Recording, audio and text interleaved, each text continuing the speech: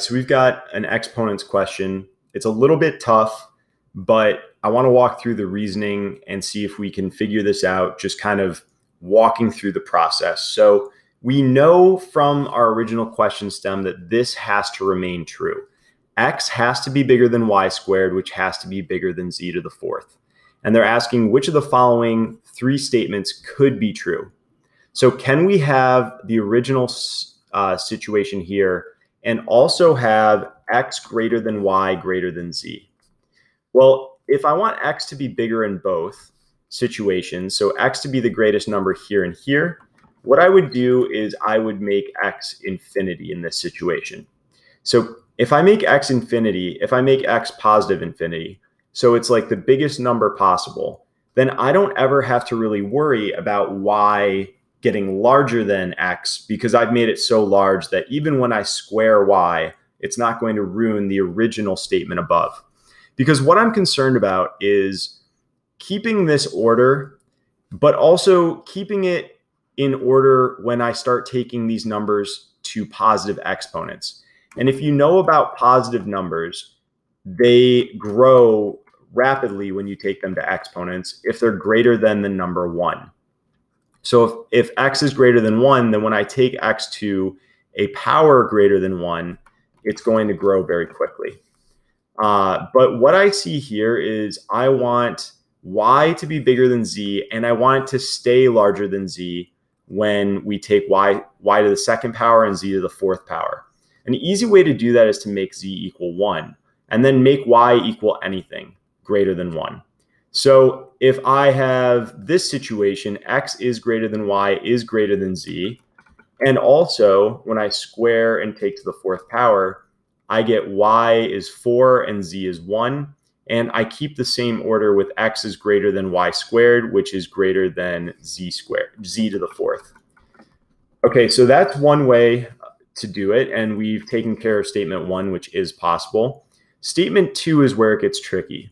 So in statement 2, we are looking at a situation where we have all of the variables flipping order. So now x is the smallest, z is the largest, and y is in the middle.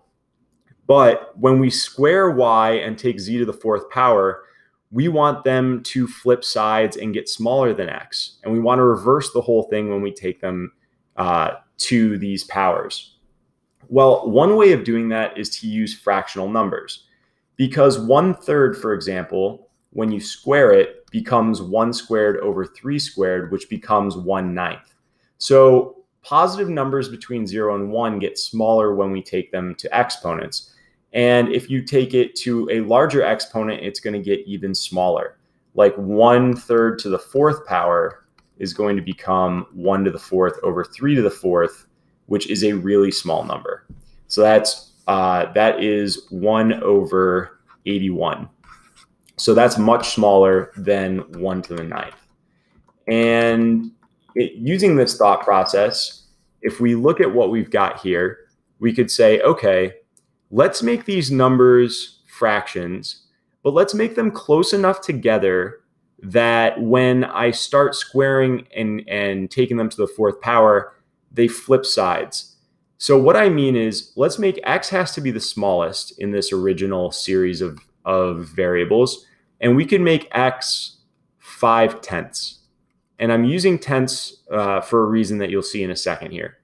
Now, I need y to be larger, but I just want it to be slightly larger. I'm going to make it 6/10, because notice what happens if I square 6/10. If I square 6/10, it's going to become 36 over 100, which is equal to 3.6 over 10. So now y squared becomes less than x squared, than x to the 1, I mean. So when I square 6/10, it becomes smaller than 5/10, and that achieves exactly what we wanted. Now, keeping with that thought process, let's make z 7/10. So in the current order, z is greater than y is greater than x. But when we reorder and do x, y squared, and z to the fourth, we get 5/10 is greater than 3.6 over 10. And then z to the fourth is going to become what? Well, z to the fourth is 7 to the fourth over 10 to the fourth. And 7 to the fourth is going to become 49 times 49 over 10 to the fourth, which is 10,000. 49 times 49 is a little less than 50 times 50. But even if we round it up and say it is 50 times 50, we get 2,500 over 10,000. And notice we rounded up here. So we're overemphasizing the value of this number, which becomes 25 over 100, which becomes 2.5 over 10. So this is now really worth like 2.5 over 10. And we've kept this ordering while also achieving the ordering that we had set for us here, which is that z itself is larger than y is larger than x. And so this is pretty tricky. And this is definitely, these are some numbers that are worth remembering. And think about how we achieved this. We made them very close together. We made them all fractions because fractions get smaller when you take them to positive exponents, as long as the fractions are between 0 and +1. So we chose numbers in that range and we made them close together in a way that as we took them to larger and larger powers, we knew they'd flip sides. Okay, looking at the last option now, this is going to be an easy one because we've already shown we can make x greater than y while having y squared greater than, z greater than y while having y squared greater than z to the fourth.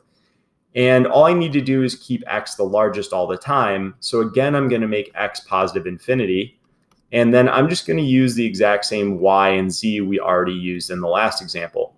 If this were our set of numbers, then we would have the exact same situation where we have x is greater than y squared is greater than z to the fourth, because we know this is 3.6 over 10 when squared, and we know this is 2.5 over 10 when taken to the fourth power. So that means that in our question stem situation, we keep this ordering x is greater than y squared is greater than z to the fourth. But when I look at it, x is greater than z, which is greater than y, which is the ordering we have here. So those are our situations. It's obviously a little complex. I think it's just important to see that it is possible. These are great numbers to put on a note card to remember. And always remember, when you're dealing with exponents and trying to make things smaller as you take them to larger exponents, you're going to want to think about fractions. Negative numbers are useful if you have odd exponents, because if you have an even exponent, a negative number will always become positive, and that defeats the purpose of trying to make it smaller.